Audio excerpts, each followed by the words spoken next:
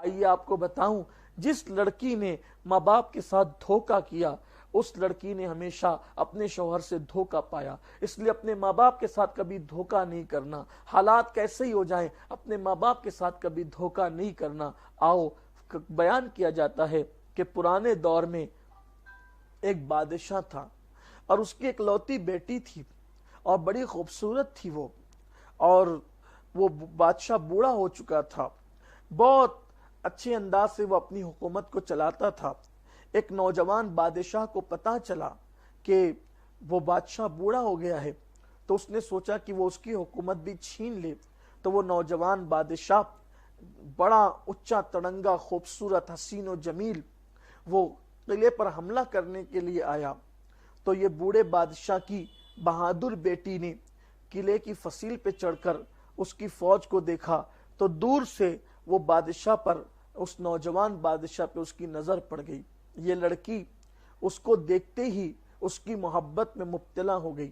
اس نے ایک خط لکھا اور تیر میں لگایا اور تیر اس کی طرف بھیجا۔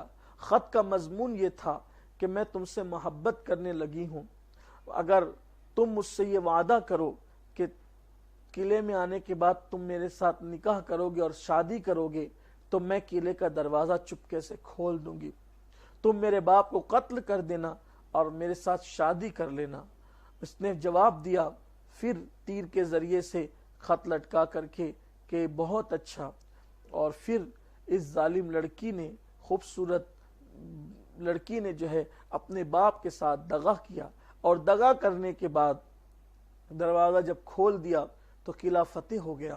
اس کا باپ پکڑا گیا، قتل کرا دیا گیا، اس لیے کہ اس کے قتل کے بغیر یہ بادشاہ تو نہیں بن سکتا تھا۔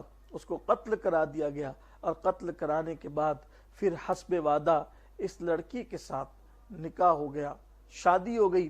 جب شادی کے بعد پہلی رات یہ اس بادشاہ کے کمرے میں گئی تو بادشاہ نے اس کو دیکھا تو وہ نوجوان بادشاہ حیران رہ گیا کہ اس کا جسم ریشم سے بھی زیادہ نرم تھا۔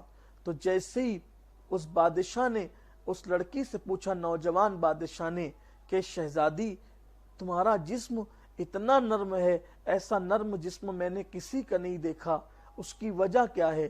تو اس نے کہا کہ میرے باپ نے مجھے ملائی اور بکریوں کی ہڈیوں کا گودا کھلا کر پرورش کی ہے، کہ میرا باپ میرے لیے خاص گوشت نہیں بلکہ بکریوں کی ہڈیوں سے نکلنے والا گودا اور ملائی مجھے کھلاتا تھا، اسی بنیاد پر میرا جسم اتنا نرم ہے۔ فوراً بادشاہ اس سے دور ہوا، اور دور ہونے کے بعد اس نے کہا، تمہارے باپ نے تمہارے اتنے ناز اٹھائے؟ کہاں اتنے ناز اٹھائے؟ بادشاہ نے اپنے سپاہیوں کا پکڑ کر اس کو قتل کر دو، اس لیے کہ اس نے مجھ جیسے خوبصورت کو دیکھ کر اتنے احسان کرنے والے باپ کے ساتھ غداری کی اور بغاوت کی اور اپنے باپ کو قتل کروا دیا۔ کل مجھ سے زیادہ خوبصورت کوئی ہوگا، یہ میرے ساتھ بھی بغاوت کرے گی اور غداری کرے گی، اس سے پہلے کہ یہ مجھے قتل کروا دے کیوں نہ میں اس کو قتل کروا دوں۔ اور اس کے بعد اس لڑکی کو جو ہے وہ ہاتھیوں کے پیر میں باندھ دیا گیا اور جنگجو ہاتھیوں کو دوڑا دیا گیا۔ لوگوں نے اس کا انجام دیکھ لیا۔ اے خاتون جنت کی کنیزوں، اس لیے اللہ رسول سے بغاوت مت کرو، اپنے ماں باپ سے بغاوت مت کرو، شریفانہ زندگی گزارو، دیندارانہ زندگی گزارو، قانون اسلام کے مطابق زندگی گزارو، پردے کی پابند بنو، فیشن کی پابند مت بنو، دین کی پابند بنو، دنیا داری کی طرف نہ جاؤ۔ اور اگر آپ نے آج اپنی مرضی کے مطابق زندگی گزاری، کوئی کچھ دے یا نہ دے، کوئی کچھ کرے یا نہ کرے، آخر موت ہے۔ سبسکرائب کریں، بیل آئیکن پر کلک کریں تاکہ ہماری آنے والی نئی نوٹیفیکیشن آپ کو ملتی رہے۔